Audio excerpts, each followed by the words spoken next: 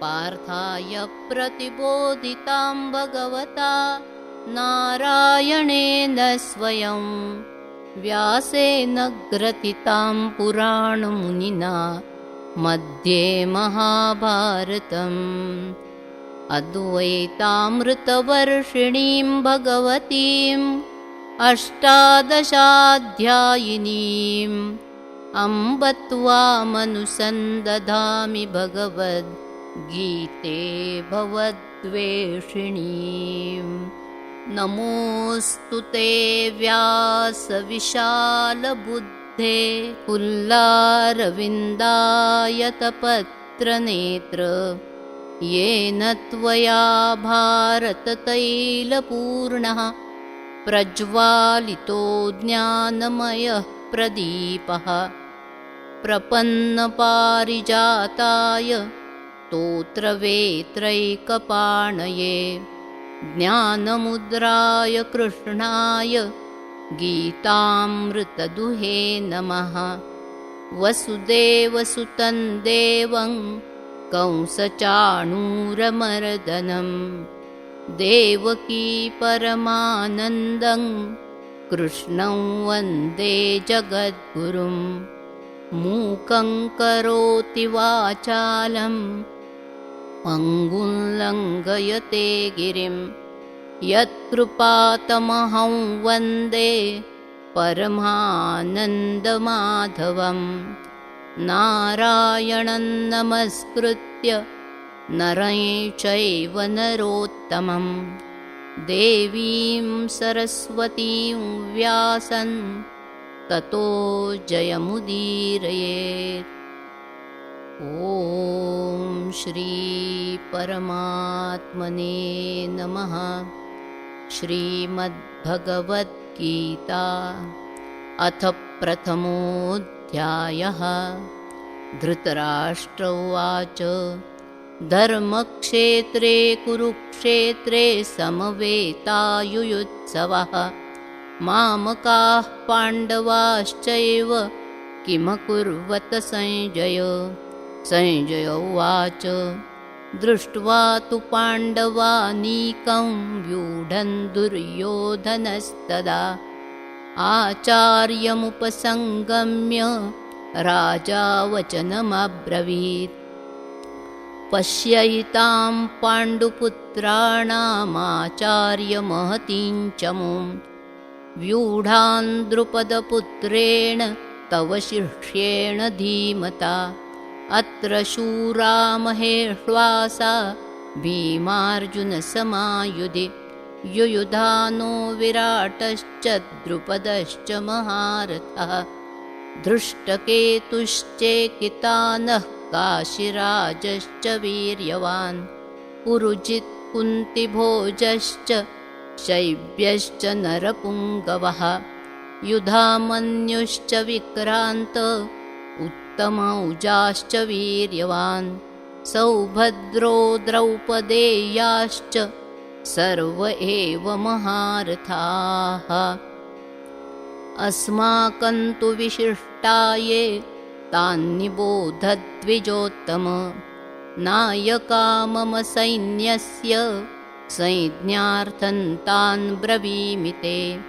भवान् भीष्मश्च कर्णश्च कृपश्च समितिञ्जयः अश्वत्थामा विकर्णश्च सौमदत्तिस्तथैव च अन्ये च बहवः शूरा मदर्थे त्यक्तजीविताः। नानाशस्त्रप्रहरणाः सर्वे युद्धविशारदाः। अपर्याप्तं तदस्माकं बलं भीष्माभिरक्षितं।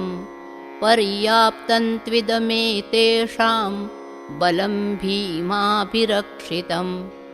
अयनेषु च सर्वेषु यथा भागमवस्थिताः। भीष्ममेवाभिरक्षन्तु भवन्तः सर्व एव हि। तस्य संजनयन् हर्षं कुरुवृद्धः पितामहः सिंहनादं विनद्योच्चैः शङ्खं दध्मौ प्रतापवान् ततः शङ्खाश्च भैर्यश्च पणवानकगोमुखाः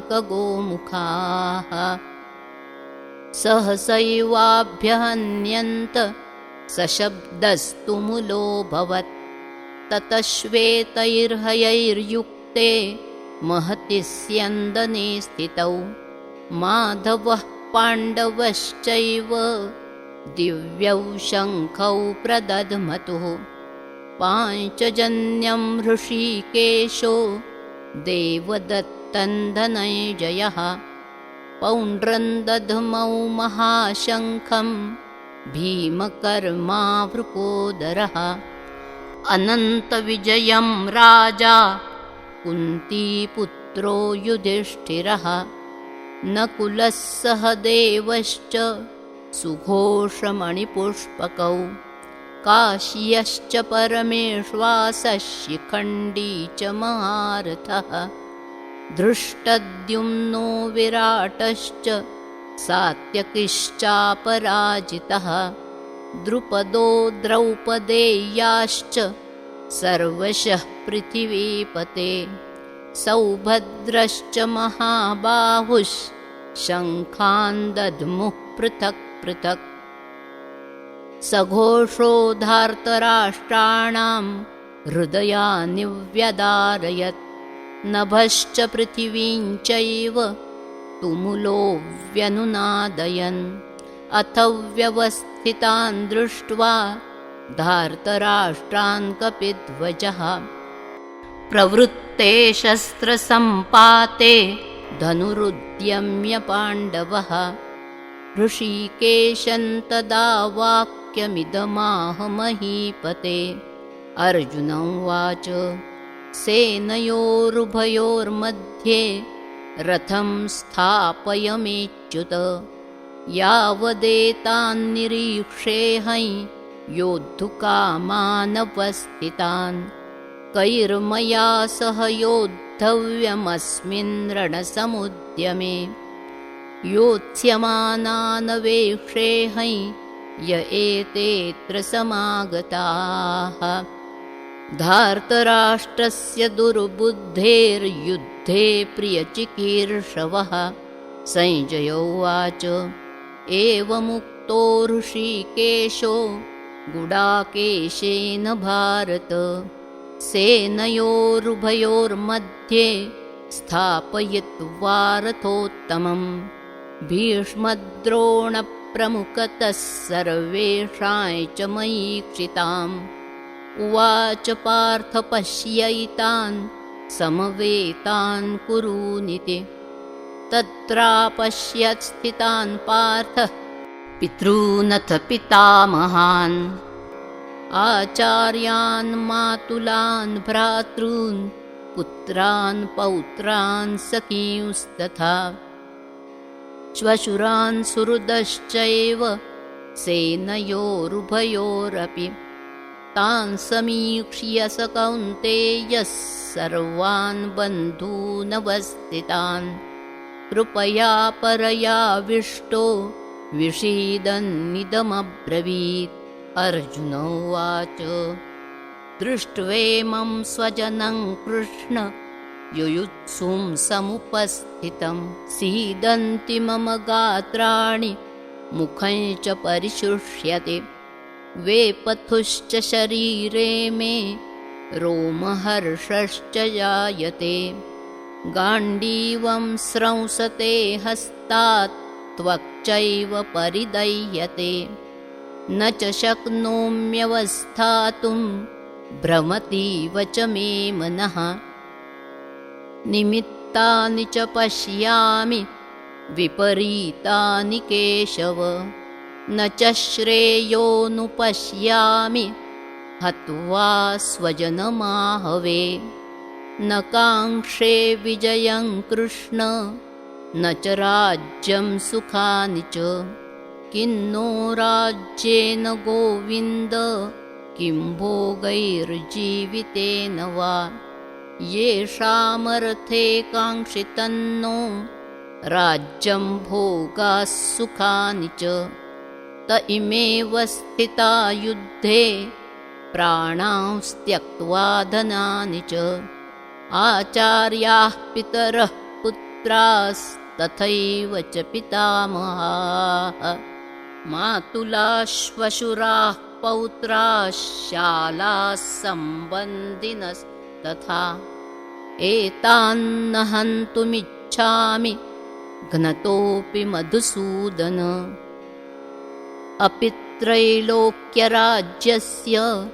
हेतोः किन्नु महीकृते निहत्य धार्तराष्ट्रान्नः का प्रीतिः स्याज्जनार्दन पापमेवाश्रयेदस्मान् हत्वैतानाततायिनः तस्मान्नार्हा वयं हन्तुं धार्तराष्ट्रान् स्वबान्धवान् स्वजनं हि कथं हत्वा सुखिनः स्याम माधव यद्यप्येतेन पश्यन्ति लोभोपहतचेतसः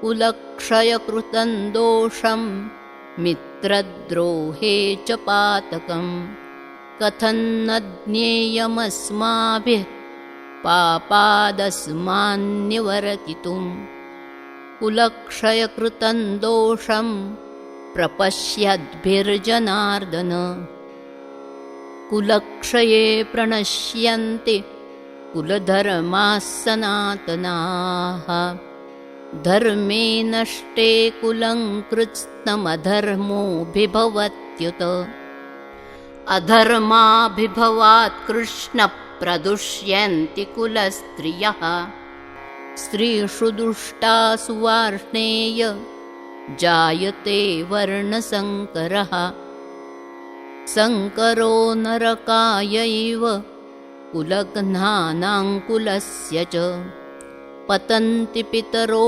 ह्येषां लुप्तपिण्डोदकक्रियाः दोषैरेतैः कुलघ्नानां वर्णसङ्करकारकैः उत्साद्यन्ते जातिधर्माः कुलधर्माश्च शाश्वताः उत्सन्नकुलधर्माणां मनुष्याणां जनार्दन नरके नियतं वासो भवतीत्यनुशुश्रुम अहो बत महत्पापं कर्तुं व्यवसिता वयं यद्राज्यसुखलोभेन हन्तुं स्वजनमुद्यताः यदि मामप्रतीकारमशस्त्रं शस्त्रपाणयः धार्तराष्ट्रारणे हन्युस्तनमे क्षेमतरं भवेत् संजय उवाच एवमुक्त्वार्जुनः सङ्ख्ये रथोपस्थ उपाविशत् विसृज्य सशरैः चापं शोकसंविग्नमानसः ॐ तत्सदिति श्रीमद्भगवद्गीतासु उपनिषत्सु ब्रह्मविद्यायां योगशास्त्रे श्रीकृष्णार्जुनसंवादे अर्जुनविषादयोगो नाम प्रथमोऽध्यायः।